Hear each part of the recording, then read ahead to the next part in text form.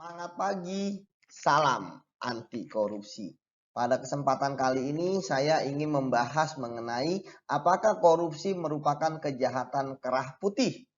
Ya, tentu kita sudah sering mendengar, membaca, ataupun melihat bagaimana korupsi yang terjadi di negara kita dilakukan oleh para pejabat-pejabat tinggi yang seharusnya mereka bekerja dan berbuat demi kesejahteraan bangsa Indonesia, demi melayani masyarakat Indonesia. Namun pada kenyataannya justru mereka korupsi, yang tentu saja korupsinya adalah untuk memperkaya entah dirinya sendiri, orang lain, atau suatu perusahaan atau korporasi. Namun yang jelas bahwa dia melakukan korupsi. Nah, sekarang kita membahas apakah korupsi itu kejahatan kerah putih. Kalau kita berbicara mengenai kejahatan kerah putih, tentu kita akan berbicara mengenai definisi dari Edwin Sutherland yang memang definisinya selalu digunakan untuk melihat fenomena kejahatan kerah putih. Kejahatan kerah putih merupakan kejahatan. Nah, artinya di sini ada kata kunci kejahatan. Berarti ada suatu hal yang dilanggar menurut suatu perundang-undangan dan ada sanksinya yang dilakukan oleh seseorang yang sangat terhormat. Nah, di sini definisinya seseorang yang sangat terhormat, ya, dan berstatus sosial yang tinggi. Nah, terhormat itu bisa karena dia memang karena jabatannya, baik secara formal maupun informal, ya, baik organisasi pemerintahan maupun non pemerintahan. Ya, yang jelas dia punya status sosial yang tinggi akibat pekerjaan tersebut yang kemudian melakukan penyalahgunaan dalam jabatan tersebut. Ya, kalau di sini sudah jelas bahwa ketika dia mendapatkan jabatan baik karena diangkat ataupun memang karena karir dan dia menyalahgunakan jabatan tersebut dan perbuatannya tersebut dilarang oleh suatu perundang-undangan, ya maka dia merupakan kejahatan kerah putih. Ini juga sama seperti definisi dari Hazel Kroll bahwa tindak kejahatan di lembaga pemerintahan yang terjadi. Nah, jadi kerah putih adalah tindak kejahatan di suatu lembaga pemerintahan yang telah terjadi, ya baik secara struktural yang melibatkan sekelompok orang maupun individu dengan cara menyalahgunakan jabatan. Dari di sini ada kesamaan yaitu mengenai ada orang, ya, dia menyalahgunakan jabatannya ketika dia sudah menjabat, ya, dan itu dilarang oleh perundang-undangan.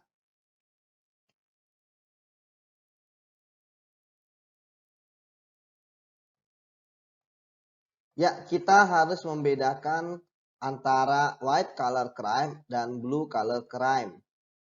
Perbedaan yang pertama adalah dari sisi pelakunya, seperti yang tadi sudah dijelaskan bagaimana pelaku dari white collar crime adalah orang-orang yang punya jabatan, yang punya kekuasaan, dan yang punya kewenangan. Kemudian dia dianggap terpandang. Berbeda dengan pelaku kejahatan blue collar crime yang dia merupakan orang-orang yang biasanya tidak terdidik, kemudian juga tidak terkenal dan dianggap oleh masyarakat sebagai orang-orang yang memang bermasalah, ya, bukan menjadi orang-orang yang baik gitu. Kemudian blue collar crime juga orang yang tidak punya kewenangan apalagi jabatan.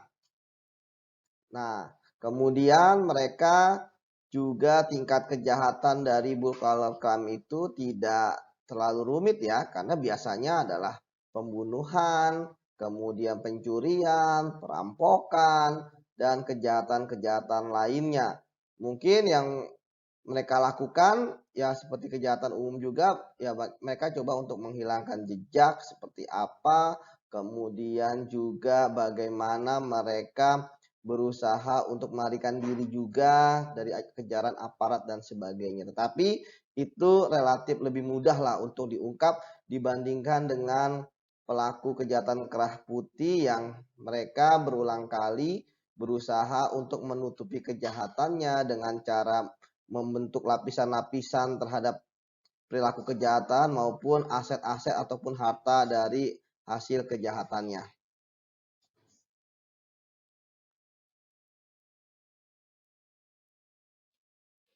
Ya, terkait dengan juga kerumitan. Ya, tentu karena kejahatan kerah putih dilakukan oleh orang pintar, maka dia akan berbuat sedemikian rupa agar kejahatannya tidak diketahui. Bisa jadi dia membuat beberapa lapis atau layer dan juga beberapa cover untuk menutupi, sehingga ketika ada penegak hukum yang kemudian ingin membongkar, maka itu bukanlah perkara yang mudah. Nah, sekarang kita lihat karakteristik sekarang kita lihat karakteristik dari korupsi. Korupsi merupakan kejahatan yang luar biasa, jelas itu extraordinary crime, membuat bangsa ini terpuruk ya karena korupsi yang sangat merajalela. Ya, itu dilakukan oleh penyelenggara negara atau pejabat negara, ya artinya sesuai dengan definisi dari tadi bahwa ini merupakan orang-orang yang terhormat ya statusnya. Baik dia diangkat karena suatu jabatan ataupun karir ataupun karena suatu pemilihan politik ya, entah itu pilkada ataupun juga misalnya dia diangkat sebagai menteri dan lain sebagainya. Jejaknya kewenangan dan jabatan jelas ada, jumlah korupsinya besar, sangat-sangat besar. Saya sudah pernah membahas berapa banyaknya korupsi dari kasus-kasus besar yang ada di negeri kita, ya triliunan, ya bukan jumlah yang sedikit. Itu kalau dibangun suatu sekolah, rumah sakit tentu dapat banyak ya. Tapi ya karena untuk kekayaan seorang koruptor ya hanya dia yang menikmati beserta dengan keluarga dan koloninya. Kemudian jejaknya sulit dibongkar. Ya banyak kasus korupsi memang itu sangat sulit dibongkar ya. Entah dia melakukan pencucian uang, entah dia menarikan uangnya ke luar negeri atau bahkan dia sendiri buron gitu kan. Kemudian sistemik dan terorganisir. Tidak ada kejahatan korupsi yang dilakukan perorangan, pasti dilakukan secara bersama-sama. Kemudian sistemik ya, karena memang dari misalnya pengadaan barang dan jasa ya pasti dari awal sampai akhir suatu prosedur tersebut pasti ada celah-celah untuk melakukan korupsi dan bersama-sama. Tidak mungkin hanya satu bagian saja, baik itu pengadaan mau sampai dengan penerima barang dan jasa. Tentu ada orang yang kuat gitu kan, yang bisa membuat orang-orang yang dalam sistem tersebut mau ikut melakukan korupsi. Baik itu karena memang perintah dari atasannya ataupun juga karena dia juga mendapatkan bagian. Ya walaupun memang dari pengalaman saya bagian dari orang-orang ini sebenarnya nggak banyak gitu kan. Yang banyak adalah orang-orang yang punya kewenangan seperti itu. Oke, sehingga kesimpulannya ya korupsi merupakan kejahatan kerah putih.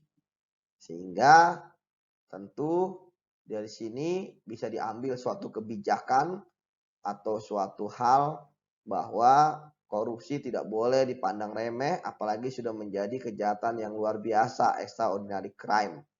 Oke, demikian kita akan ketemu dalam pertemuan berikutnya dan materi yang berikutnya. Kalau ingin komentar atau ingin bahas tentang suatu materi, silakan saja di komen, like, subscribe, jangan lupa untuk kita selalu berbagi ilmu dan saling berdiskusi. Terima kasih. Salam anti korupsi.